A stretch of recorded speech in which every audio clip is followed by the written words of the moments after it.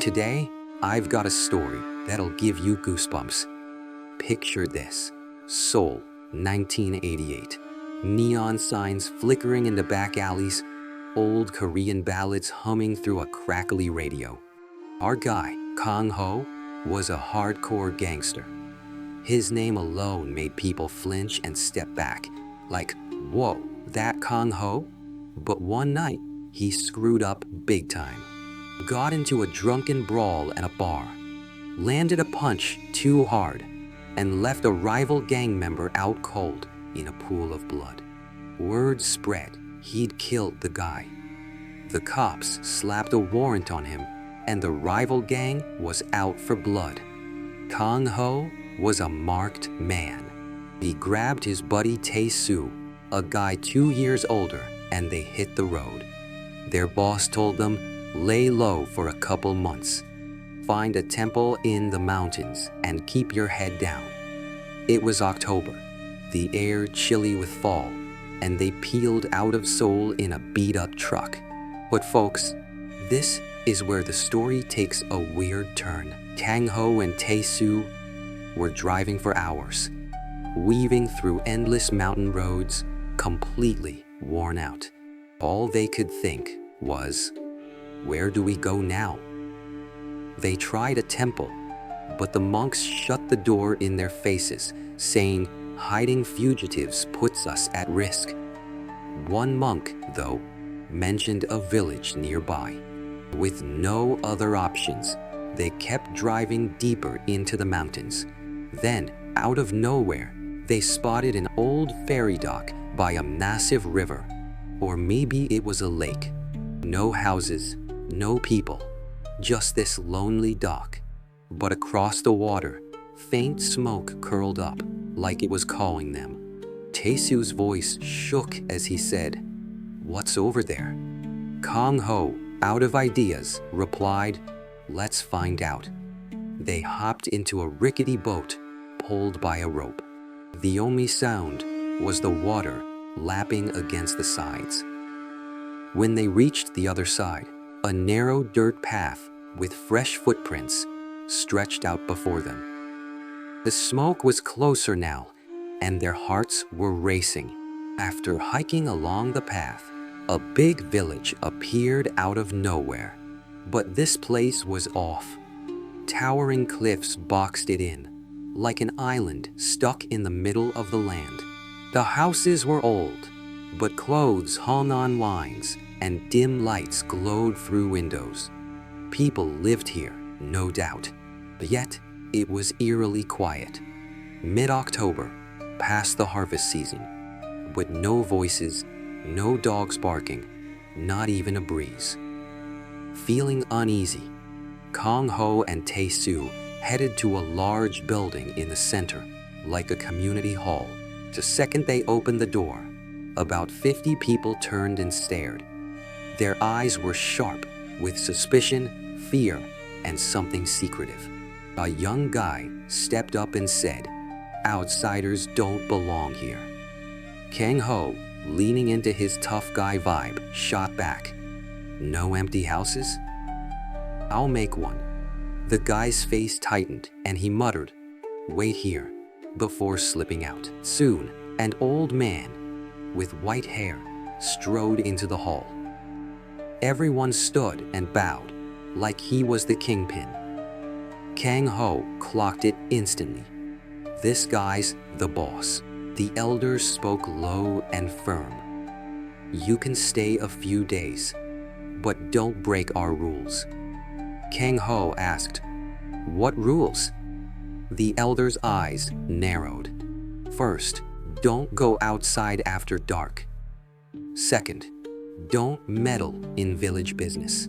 Third, don't talk to villagers alone." Kang Ho and Tae-soo exchanged looks, thinking, what's the deal here? Kang Ho figured, at least we've got a place to crash. But the moment the elder left, the room turned ice cold. People whispered and threw sneaky glances. They were led to a run-down hut next to the village chief's house. And as they shut the door, They felt eyes peering through the window. Things were about to get creepy, folks. That first night, Kang Ho crashed on a warm, heated floor, a rare treat. But in the dead of night, a scream jolted him awake, a mix of an animal's howl and a human wail. He jumped up, flung the door open, and found Tae-soo already outside. "It's coming from the chief's house," Tae-soo whispered. They listened, and the sound was bone-chilling, cutting through the dark. Kang Ho growled, "What, some nutcase out there?" He was about to step out when a shadow flashed past the window. Tae-soo grabbed him, whispering, "That didn't look human." The next morning, they asked the villagers in the hall, "What was that noise last night?" Everyone dodged their eyes, mumbling, "Just the wind, probably." But the young guy they called Young Master had shaky eyes. Something was being hidden, and they could feel it. A few days in, Kang Ho picked up on something odd. There wasn't a single old woman in the village. Every woman was young, late teens to early 30s, with scared, haunted eyes. The men were all ages, but the women seemed selected. Kang Ho asked Young Master, "Why are all the women so young?" Young Master slammed his bowl down and said, "That's just how it is here." But it got weirder. Walking around, they noticed every house was locked, with heavy curtains over the windows. Kang Ho peeked through a crack in one and saw a young woman crouched, trembling. When their eyes met, she yanked the curtain shut. Tae-soo whispered, "Kang Ho, something's off. I think the women are switching houses every night." It felt like they were being watched. Every step tracked. The second night, the screams came again, closer now. Kang Ho and Tae-soo couldn't sleep, glued to the door, listening. Mixed with the screams was a strange sound, clanging metal, like surgical tools.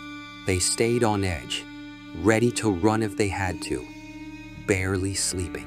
The next day, Kang Ho, half joking, asked Young Master in the hall, "What's with the noise? You guys practicing knife fights?" The room went dead silent. The Young Master shot up, glaring, "Stay out of it." In the corner, a young woman sat with her head down, hands trembling, a tear slipping down her cheek. Kang Ho saw it, and he knew this village was hiding something dark. One day, Kang Ho noticed something strange across the river. A small cave entrance was tucked under the cliffs, sealed with wooden planks, but the ground in front was covered in fresh footprints, like people went in and out all the time. He nudged Tae-soo. "What's in there?" Tae-soo, pale, said, "Kang Ho, let's just leave. This place is bad news." That night, the screams seemed to come from the cave's direction. Kang Ho snuck out and crept close.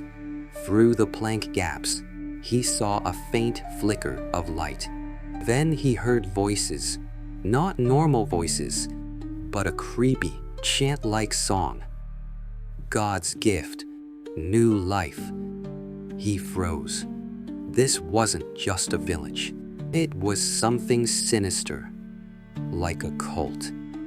The screams kept getting closer each night. One night, Kang Ho couldn't stand it and followed the sound. Near the chief's house, a dark figure moved, clutching a sickle. His heart pounded. It was Young Master. The guy who was polite by day was stalking the village at night with wild, predatory eyes. Worse, Young Master stopped right outside their hut, staring at the door. Kang Ho held his breath, gripping Tae-soo's arm as they hid. The villagers said, young master sleepwalks. But Kang Ho wasn't fooled. Those eyes weren't sleepwalking. They were hunting. They stole a rusty kitchen knife and hid it. They needed protection in this place. The days in the village were suffocating. The cave, the screams, young master's creepy behavior, the women's terrified eyes. Kang Ho and Tae-soo were done. They decided, we're out at dawn. They slipped out of the hall before sunrise, but at the ferry dock, the boat was gone. The river was too deep and wild to swim. This really was an island on land. Caught sneaking back, they were thrown into a locked shed. Tae-soo tapped on the wall, whispering, Kang Ho. The women switch rooms every night. And last night, I saw one being dragged towards the cave. Kang Ho's gut twisted. This wasn't a village. It was a nightmare. In the shed, Kang Ho was forced to drink a strange liquid every night. It smelled like medicine, fogging his mind, making his body sluggish. He fought to stay sharp, but Tae-soo was slipping, getting more dazed each day. One night, the shed door was left ajar, and Kang Ho seized his chance. Thinking, I've got to escape and get help, he ran, leaving Tae-soo behind in the chaos. After a brutal trek, he reached his gang and came back with backup. But when they returned, the village was gone. Houses, hall, cave entrance, all vanished like a ghost town. Miraculously, Kang Ho found Tae-soo on the outskirts, but he was broken, muttering, the women, with unfocused eyes and trembling hands. Kang Ho begged a cop friend to investigate. Months later, the truth hit like a sledgehammer. This village was an infant factory for overseas adoptions. Young women were forced to bear children who were sold abroad for profit. The cave was the site of horrific rituals and births. The chanting Kang Ho heard, God's gift, new life, was a twisted mantra used by a cult-like group to brainwash and control the women. The surgical tools in the chief's house, the screams, the women's terrified eyes, their constant room switching, it all fell into place. The police dug deeper and found worse. This wasn't a random village. It was run by an organized human trafficking ring, exploiting the 80s adoption boom. The elder wasn't just a village leader. He was the mastermind. Young Master, his son and enforcer, patrolled at night with a sickle to keep the women in line. The liquid Kang Ho drank was a sedative, like the one used to subdue the women. When the police searched the site, they found a rusted surgical table in the cave, blood-stained cloths, and a hidden incinerator where, in failed cases, remains were burned. The screams Kang Ho heard were the agony of childbirth, followed by the despair of having their babies stolen. This village was a hell where humans were treated like machines for profit. Kang Ho survived, but Tae-soo was shattered, likely from the drugs or trauma, mumbling the winning, as he was carted off to a hospital, never to recover. The village vanished without a trace, and the police never caught the ringleaders. Kang Ho still dreams of the screams, the cave's chants, and young Master's crazed eyes. Folks, the real horror isn't ghosts, it's human greed and the hell it creates. Somewhere, even now, another island on land might exist. So, what did you think of this story? If you liked it, hit subscribe and give us a like. Sleep tight and keep the lights on.